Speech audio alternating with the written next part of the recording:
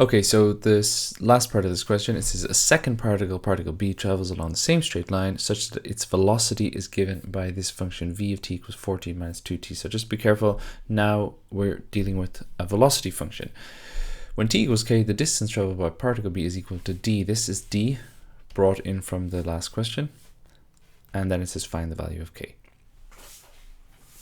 Okay, so this is like those questions that I've done in the past where we're trying to find an upper limit.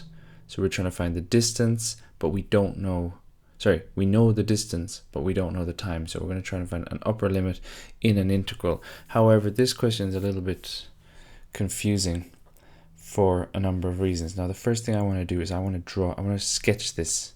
I want to sketch 14 minus 2t. So hopefully, guys, you can do that. You know how to sketch 14 minus 2t. It's going to be a straight line that crosses the y-axis at, well, let's put, this is t, and this is v. So it's a velocity time graph.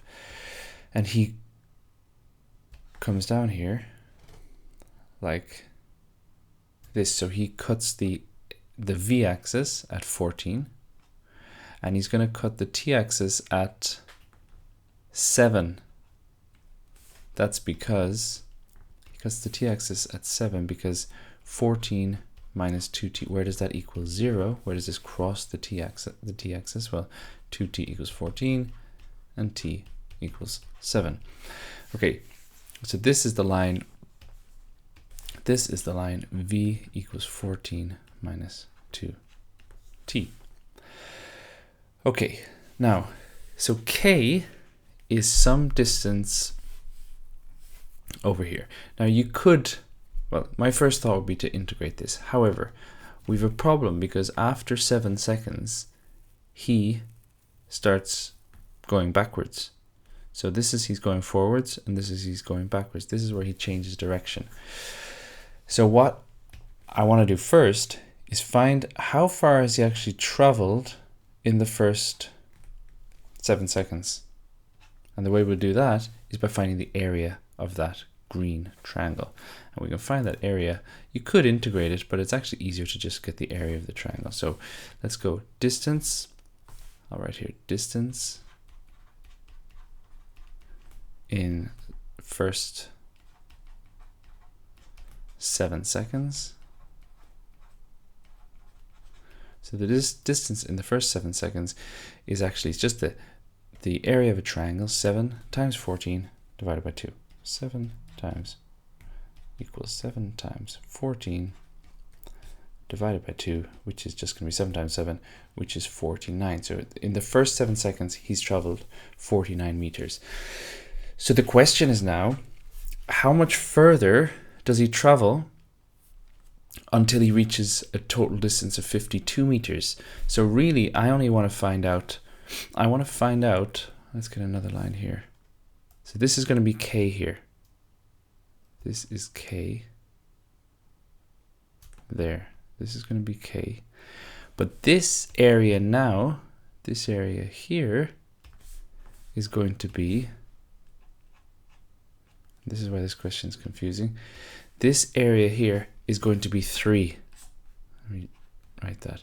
This area is 3 because I have my 49 plus 3 gives me the total distance of 52. So the area is 3, but the integral, if you like, is going to be -3. So it was, I did need to split it up. I had to split it up into these two parts.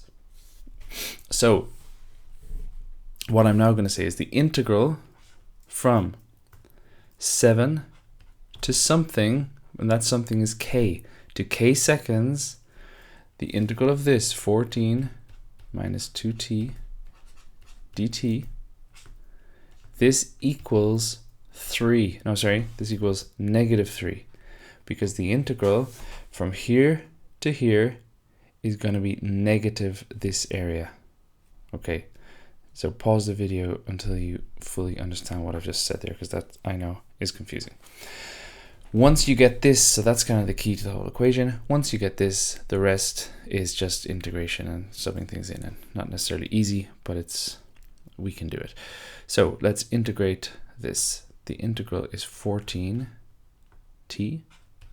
minus 2t squared over t, which is, sorry, 2t squared over 2, which is just t squared.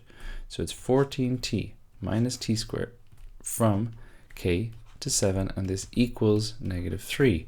Sub in my k, 14k minus k squared. Sub in my 7, minus 14 times 7 minus 7 squared equals -3. Fix this up a bit, so I have 14k minus k squared minus, this is 14 times 7 minus 7 times 7 equals 7 times 7, which is 49. I did that a funny way. Just, if you need to at the side, do 7 times 14, which is 7 times 14 is 98, minus 49 is 49, equals -3.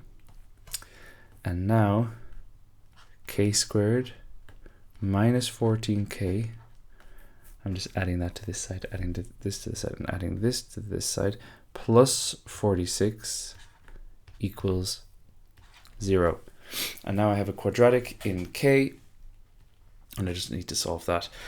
Now this actually doesn't factorize, so I'm going to have to use the formula. So k is equal to minus b, which is 14, plus or minus the square root of b squared, which is 14 squared. Yes, it's -14 squared, but -14 squared is the same as 14 squared. So b squared minus 4ac, which is minus 4 times 1 times 46,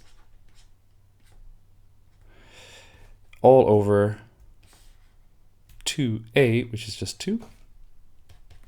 This is going to be 14 plus or minus the square root of, okay, actually guys, I'm just going to do this very quickly in my head. Take your time, make sure you do this properly. It's going to be 196, 14 squared is 196, minus 184, which is actually equal to 12. So this minus this is 12. Yeah, you don't have a calculator. Take your time, do it at the side if you need to, but get it right. All over 2, which is equal to 14 plus or minus, remember 12 I can write as root 4 times root 3. We think we had this in a different question in this same paper. Root 4 times root 3, which is 2 root 3. So it's plus 2 root 3 all over 2. And this equals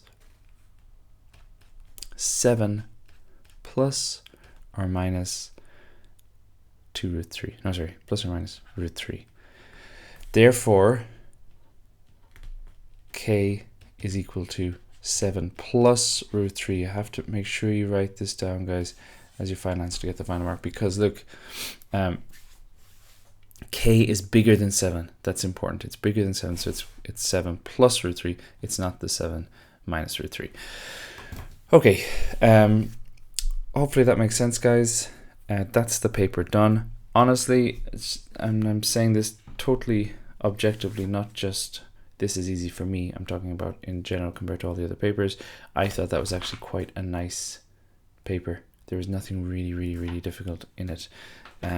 This was probably the hardest question in the paper, and it wasn't actually that difficult. I've certainly seen more difficult questions for the last part of the last question.